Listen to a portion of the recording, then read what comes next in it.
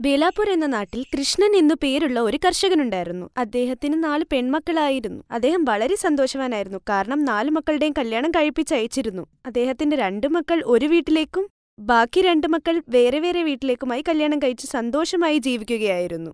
ഒരു ദിവസം കൃഷ്ണൻ വയലിലേക്ക് വളരെ സന്തോഷത്തോടെ നടക്കുകയായിരുന്നു. അദ്ദേഹത്തിന്റെ സന്തോഷം കണ്ട് വഴിയിൽ കണ്ട അയാളുടെ സുഹൃത്ത് പറഞ്ഞു, എന്തു പറ്റി കൃഷ്ണ, ഇന്ന് വലിയ സന്തോഷത്തിലാണല്ലോ. എന്താ ഈ മുഖത്ത് വിരിയുന്ന പുഞ്ചിരിയുടെ രഹസ്യം?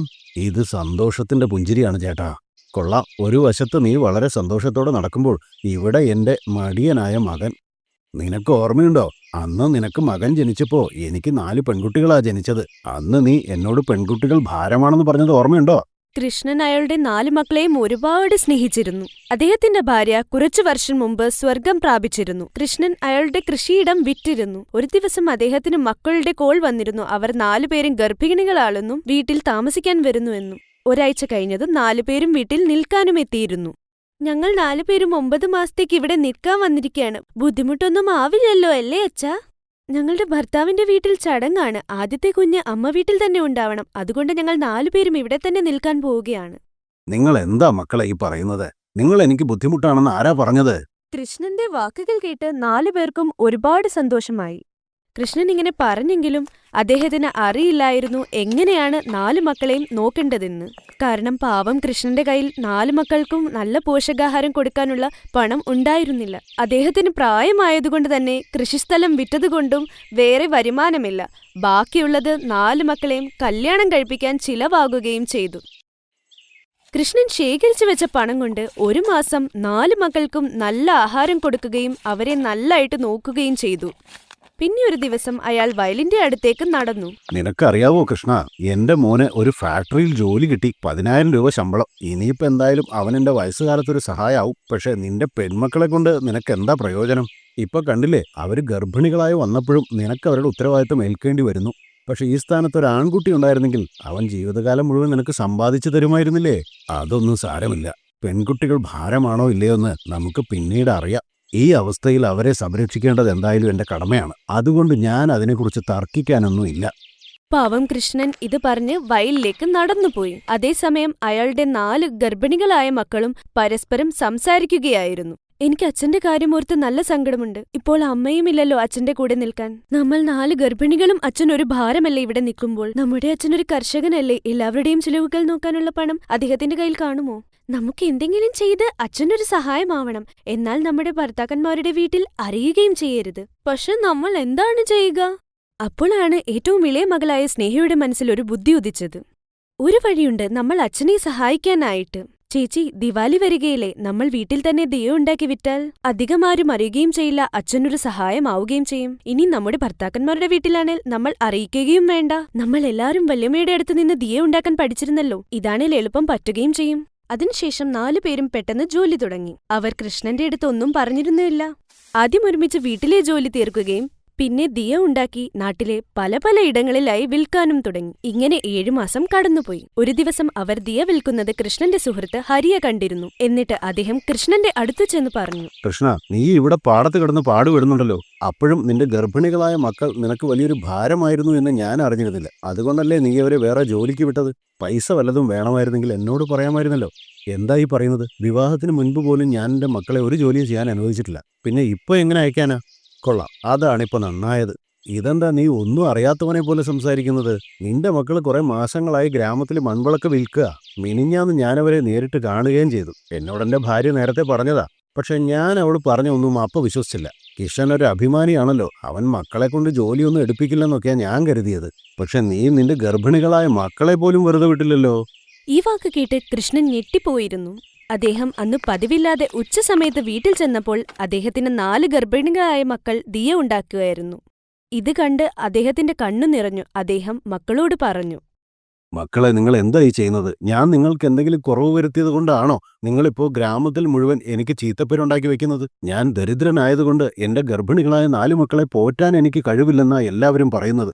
ഇല്ല അച്ഛ, അങ്ങനെയൊന്നുമില്ല. ഞങ്ങൾക്ക് അച്ഛനെ സഹായിക്കണമെന്നേ ഉണ്ടായിരുന്നുള്ളൂ. ഞങ്ങളുടെ സ്ഥാനത്ത് ഒരു മകനായിരുന്നെങ്കിൽ അച്ഛനെ സഹായിക്കുമായിരുന്നില്ലേ? അവർ മോശം പറയുന്നത് ഞങ്ങൾ പെൺകുട്ടികളായതുകൊണ്ടാണ്. എന്തുകൊണ്ടാണ് എപ്പോഴും പെൺകുട്ടികളെ മാത്രം തെറ്റായി കാണുന്നത്? പെൺകുട്ടികൾ വീട്ടിൽ ജോലി ചെയ്യുമ്പോൾ അവൾ ഒരു ഭാഗ്യമാകുന്നു. പക്ഷേ അതേ പെൺകുട്ടികൾ പുറത്തുപോയി ജോലി ചെയ്യുമ്പോൾ അതെങ്ങനെയാണ് സമൂഹത്തിൽ മോശമാകുന്നത്? കൃഷ്ണന് ഗർഭിണികളായ തന്റെ മക്കൾ പറയുന്നത് ശരിയാണെന്ന് തോന്നി. അതിനുശേഷം കൃഷ്ണൻ 4 മക്കളോടും പറഞ്ഞു, ശരി മക്കളെ, നിങ്ങൾക്ക് ഈ ജോലി ചെയ്യാൻ ഇഷ്ടമാണെങ്കിൽ നിങ്ങൾക്ക് ചെയ്യാം. പക്ഷേ നിങ്ങൾ ഇതും കൊണ്ട് ഗ്രാമത്തിൽ വിൽക്കാൻ പോരുത്. ഞാൻ രാവിലെ മുതൽ വൈകുന്നേരം വരെ പാടത്ത് പണിയെടുത്തോളാം. അതിനുശേഷം വൈകിട്ട് മുതൽ രാത്രി വരെ നിങ്ങളുണ്ടാക്കിയ വിളക്കുകൾ ഞാൻ കൊണ്ടുചെന്ന് വിൽക്കാം. കൃഷ്ണന്റെ ഈ വാക്കിന് 4 പേരും സമ്മതം മൂളി. അതിനുശേഷം 4 മക്കളും ചേർന്ന് ദിയ ഉണ്ടാക്കി വെക്കാൻ തുടങ്ങി. വൈകുന്നേരം കൃഷ്ണൻ കൃഷിപ്പണി കഴിഞ്ഞ് തിരിച്ചുവരും. രാത്രിയിൽ ദിയ വിൽക്കുകയും ചെയ്യും. ഇങ്ങനെ ദിവസങ്ങൾ കടന്നുപോയി. ഒരു ദിവസം ഹരിയെ കരഞ്ഞുകൊണ്ട് അവരുടെ വീട്ടിലേക്ക് വന്നിട്ട് പറഞ്ഞു, കൃഷ്ണ, എന്നെ ഒന്ന് സഹായിക്കേ. എന്റെ മോനെന്നെ ചതിച്ചടോ. ഞാൻ അവനെ ഒരു രാജകുമാരനെ പോലെ വളർത്തിയിട്ട് അവൻ വീട്ടിലുള്ള എല്ലാ ആഭരണങ്ങളും മറ്റു വസ്തുക്കളും എല്ലാം എടുത്ത് കടന്നു കളഞ്ഞു. അതും എന്റെ അയൽക്കാരിയുടെ കൂടെ. ഇത് കേട്ട് എന്റെ ഭാര്യയ്ക്ക് ആദി കയറി ആകെ അസുഖമായിരിക്കുകയാണ്. എന്റെ കയ്യിലാണെങ്കിൽ അവളെ ആശുപത്രിയിൽ കൊണ്ടുപോകാനുള്ള പൈസയുമില്ല. നിങ്ങൾ എപ്പോഴും അച്ഛനെ ഞങ്ങൾ 4 പെൺമക്കളാണെന്ന് പറഞ്ഞ് കുറ്റപ്പെടുത്തിയതല്ലേ? ഇപ്പോൾ നിങ്ങളുടെ മകൻ എന്തു ചെയ്തുവെന്ന് കണ്ടില്ലേ അവസാനം? അങ്ങനെ പറയരുത് മോളെ. ഇങ്ങനെയുള്ള സമയത്ത് നമ്മൾ മറ്റുള്ളവരെ സഹായിക്കുകയാണ് വേണ്ടത്. അവരെ ഇടിച്ചു താഴ്ത്താൻ പാടില്ല. മറ്റൊരു സത്യം എന്താണെന്ന് വെച്ചാൽ നീ ഗർഭിണിയാണ്. ഈ സമയത്ത് ഇത്തരം കാര്യങ്ങൾ സംസാരിച്ചാൽ അത് നിന്റെ വയറ്റിലുള്ള കുഞ്ഞിനെയും ബാധിക്കും. അതുകൊണ്ട് അങ്ങനെ പറയല്ലേ. അച്ഛൻ, ഞങ്ങൾ സ്വന്തമായി ദിയ വിറ്റിരുന്നപ്പോൾ ഉള്ള പണം കുറച്ചുണ്ട്. അത് ഞങ്ങൾ അച്ഛന് തരാൻ വെച്ചതാണ്. അതുകൊണ്ട് ഞാൻ വരാം. അത് ഹരിയമാമന് കൊണ്ടുപോകട്ടെ. എന്നിട്ട് വേഗം ഭാര്യയെ ആശുപത്രിയിൽ എത്തിക്കൂ. കൃഷ്ണൻ ഹരിയുടെ കൂടെ പോയി അയാളുടെ ഭാര്യയെ ആശുപത്രിയിൽ എത്തിക്കാൻ സഹായിച്ചു. ഹരിക്ക് അയാളുടെ തെറ്റു മനസ്സിലായിരുന്നു. അദ്ദേഹം കൃഷ്ണനോടും മക്കളോടും മാപ്പ് ചോദിച്ചു. അതിനുശേഷം 4 മക്കൾക്കും 4 പൊന്നോമാനകളുണ്ടായി. എന്നിട്ട് അവർ വീട്ടിലേക്ക് തിരിച്ചു വന്ന് പറഞ്ഞു, അച്ഛാ, അച്ഛൻ ഞങ്ങൾക്ക് എല്ലാമാണ്. അച്ഛന്റെ കൂടെ നിന്നിട്ട് ഒരു തവണ പോലും ഞങ്ങൾക്ക് അമ്മയില്ല എന്ന് തോന്നിയിട്ടില്ല. അച്ഛൻ എപ്പോഴും ഞങ്ങളെ ഭാഗ്യമായിട്ടാണ് കണ്ടത്, ഭാരമായി കാണാതെ. അതിനുശേഷം അദ്ദേഹത്തിന്റെ 4 മക്കളും തിരിച്ച് ഭർത്താക്കന്മാരുടെ വീട്ടിലേക്ക് പോയി സന്തോഷമായി ജീവിച്ചു. കൃഷ്ണനാണെങ്കിൽ ഇപ്പോൾ കടങ്ങളൊന്നുമില്ല. കാരണം അദ്ദേഹവും മക്കളും ചേർന്ന് അദ്ദേഹത്തിന്റെ വാർദ്ധക്യം മുഴുവൻ കഴിയാനുള്ളത് സമ്പാദിച്ചിരുന്നു.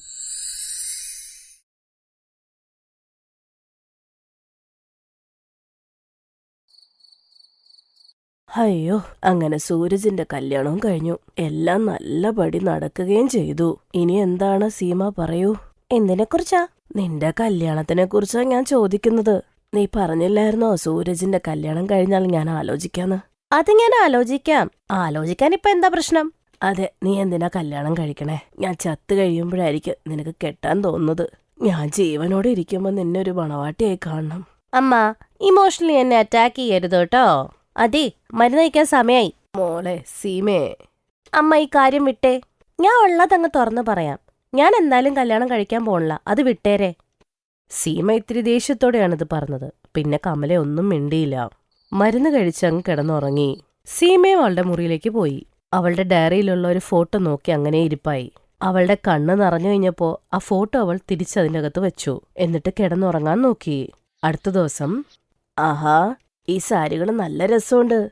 ഇത് സീമയ്ക്ക് വേണ്ടി വെക്കാം. അമ്മ, ഇത് റെഡ് കളർ അല്ലേ? ചേച്ചിക്ക് ഇതിട്ടിട്ട് എന്തിനാണ് ആക്ച്വലി? എന്തേ, അവക്കെന്താ ചുവപ്പ് ചേരില്ലേ? അത് ചേച്ചിക്ക് ഇടാം, പക്ഷെ കല്യാണം കഴിഞ്ഞവരല്ലേ റെഡ് ഇടുന്നേ, അതുകൊണ്ടാട്ടോ. ഇത് ഞാൻ വിനീത ചേച്ചിക്ക് വേണ്ടിയാ തെരഞ്ഞെടുത്തു വെച്ചത്. അല്ല, സീമയ്ക്ക് കൊടുക്കണമെങ്കിൽ വെച്ചോട്ടോ, കുഴപ്പമില്ല. ഇല്ല ഗരിമ, നിന്റെ ഇഷ്ടത്തിന് നീ ചെയ്താ മതി കേട്ടോ. അല്ലെങ്കിൽ എനിക്ക് ചുമപ്പിനോട് വലിയ താല്പര്യമില്ല. അതുകൊണ്ടാ ചേച്ചിയുടെ കല്യാണം ഇതുവരെ നടക്കാത്തത് തന്നെ. ചുമപ്പ് നിറ ഏത് പെണ്ണിനാ ഇഷ്ടമല്ലാത്ത? കല്യാണ സാരി വരെ ചുമപ്പല്ലേ. ഞാനും വിചാരിച്ചു ചേച്ചിയെ കാണാൻ വലിയ കുഴപ്പമില്ല, നല്ല പൈസ ഉണ്ടാക്കുന്നുണ്ടല്ലോ, പിന്നെ എന്തുകൊണ്ടാ കല്യാണം നടക്കാത്തേന്ന്. ചിലപ്പോ ജാതകത്തിൽ ദോഷം വല്ലതും ഉണ്ടാവുമായിരിക്കും. എന്റെ മാമൻ വലിയൊരു ജ്യോതിഷിയാണ്, വേണമെങ്കിൽ നമുക്ക്. ഇല്ല ഗരിമ, അതിന്റെ ഒന്നും ആവശ്യമില്ല. കാരണം എനിക്ക് കല്യാണം കഴിക്കണം എന്നൊട്ടും താല്പര്യമില്ല. അതെനിക്ക് മനസ്സിലാവും ചേച്ചി. പ്രായം കൂടുന്തോറും നമുക്ക് കല്യാണം കഴിക്കാനുള്ള ആഗ്രഹമൊക്കെ പോകും. ഗരിമ സീമനെ കുത്തിയതാണെന്ന് ആ വാക്കുകളിലൂടെ നന്നായിട്ട് മനസ്സിലാക്കാൻ സാധിക്കും. സീമ വീട്ടിലെ മൂത്ത കുട്ടിയായിരുന്നു. കുറച്ചു മാസങ്ങൾ കഴിയുമ്പോൾ 40 വയസ്സാവക്ക്. സീമയ്ക്ക് 2 അനിയന്മാരും 1 അനിയത്തിയാണ് ഉണ്ടായിരുന്നത്. സീമയ്ക്ക് കല്യാണം കഴിക്കണ്ട എന്നൊന്നും ഉണ്ടായിരുന്നില്ല. സീമയുടെ കല്യാണപ്രായത്തിലാണ് അവളുടെ അച്ഛന് ഹൃദയാഘാതം വന്ന് മരിച്ചുപോയത്. ആ സമയത്ത് സീമ ഒറ്റയ്ക്കാണ് എല്ലാം നോക്കി നടത്തിയത്. അതുകൊണ്ട് തന്നെ കല്യാണപ്രായവും അങ്ങനെ പോയി.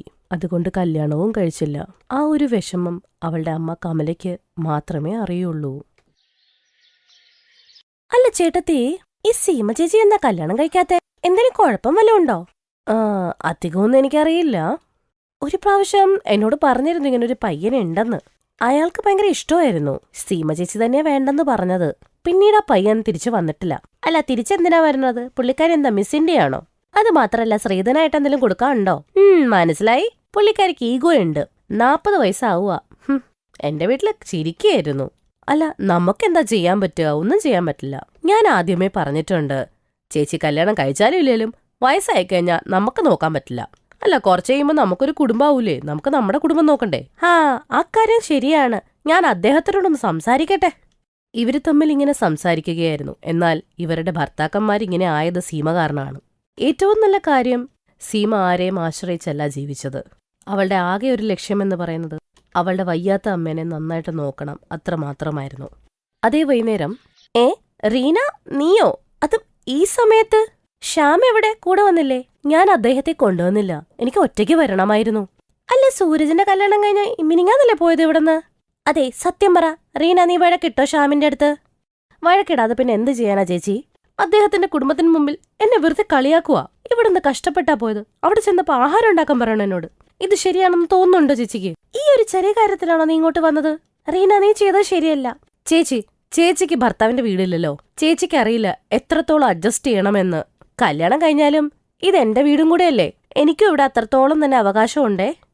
റീന ഇത് പറഞ്ഞിട്ട് അങ്ങ് പോയി. സീന അവിടെ ഒന്നും മിണ്ടാതെ നിന്നു. അവൾക്ക് പറയാനും ചെയ്യാനും ഒരുപാട് കാര്യമുണ്ട്. പക്ഷേ തൽക്കാലം അവളൊന്നും മിണ്ടിയില്ല. അവൾ അവളുടെ പേഴ്സും കൊണ്ട് പുറത്തേക്കങ്ങ് പോകും. കുറച്ചേരം കഴിഞ്ഞ്, വരൂ സാർ, മോസ്റ്റ് വെൽക്കം. ഞാൻ വിളിച്ചപ്പോൾ ഫോറിൽ നിന്ന് വന്നതിന് വളരെ താങ്ക്സ് ഉണ്ട്. അതെ, നിന്റെ കല്യാണമല്ലേ, അപ്പോൾ പിന്നെ എന്തായാലും വന്നല്ലേ പറ്റുള്ളൂ. അതെ, വരൂ സാർ, ഞാനിപ്പോൾ തന്നെ എല്ലാവരെയും വിളിക്കാം. സൂരജ് അവന്റെ NRI ബോസ് അനികേത്തിനെ ഡിന്നറിന് വീട്ടിലേക്ക് വിളിപ്പിച്ചു. എന്നിട്ട്, അമ്മ, ചേച്ചി എവിടെ? ഇന്ന് ഓഫീസിന് അവധിയല്ലേ? സൺഡേ അല്ലേ? അതെ, ഇവിടെ ഉണ്ടായിരുന്നു. ഇപ്പൊ പുറത്തു പോയി കാണും. ചേച്ചിക്ക് സുഖമല്ലേ? കല്യാണം കഴിഞ്ഞിട്ടില്ലല്ലോ, അതുകൊണ്ട് ടെൻഷൻ വേണ്ടല്ലോ. അത് ശരിയാ, കല്യാണം കഴിഞ്ഞാ പെണ്ണുങ്ങൾക്ക് പേഴ്സണൽ സ്പേസ് എന്ന സാധനമില്ല.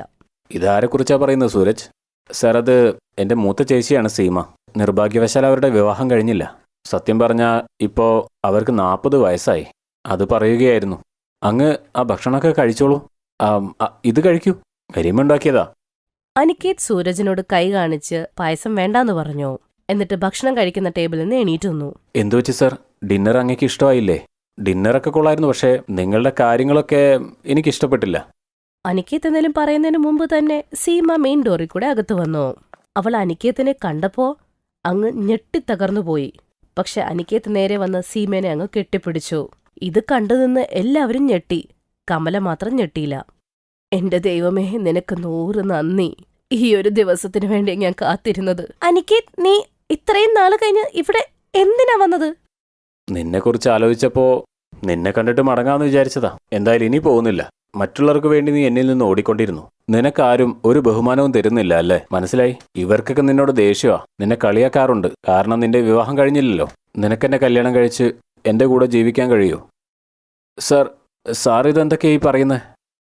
സത്യാവൻ പറയുന്നത്. കോളേജിൽ ഒരുമിച്ച് പഠിച്ചതാ. രണ്ടുപേരും കല്യാണം കഴിക്കാതിരുന്നതാ. പക്ഷെ നിങ്ങൾ അനിയന്മാർക്കും അനിയത്തിക്കും വേണ്ടി അവൾ അവളുടെ ജീവിതം ത്യാഗം ചെയ്തതായിരുന്നു. അത് തെറ്റായിപ്പോയത്. ഇനി ഈ വീട്ടിലൊരു തെറ്റും കൂടെ സംഭവിക്കാൻ ഞാൻ സമ്മതിക്കില്ല. ഇതും പറഞ്ഞിട്ട് കമല അനികേത്തിന്റെ കയ്യിൽ സീമയുടെ കൈ വെച്ചു കൊടുത്തിട്ട് പറഞ്ഞു, മോനെ, എന്റെ മോളെ നീ വിവാഹം ചെയ്യില്ലേ മോനെ? അവൾ ഒരുപാട് സഹിച്ചതാ മോനെ. അവളെ ഒറ്റയ്ക്കാക്കരുത്. നിന്റെ വീടിനെ സ്വർഗമാക്കും അവള്. എനിക്ക് അക്കാര്യത്തിൽ വിശ്വാസമുണ്ട്. എനിക്കറിയാമേ, സീമ ശരിയെന്ന് പറഞ്ഞാൽ കാത്തിരിക്കാൻ ഞാൻ തയ്യാറാണ്. സീമയുടെ കണ്ണ് നിറഞ്ഞുപോയി. പക്ഷെ ഇപ്രാവശ്യം അവൾക്ക് നോ പറയാൻ പറ്റിയില്ല. അങ്ങനെ സീമയുടെ കല്യാണം അനികേത്തുമായി നടക്കും. Thanks for watching.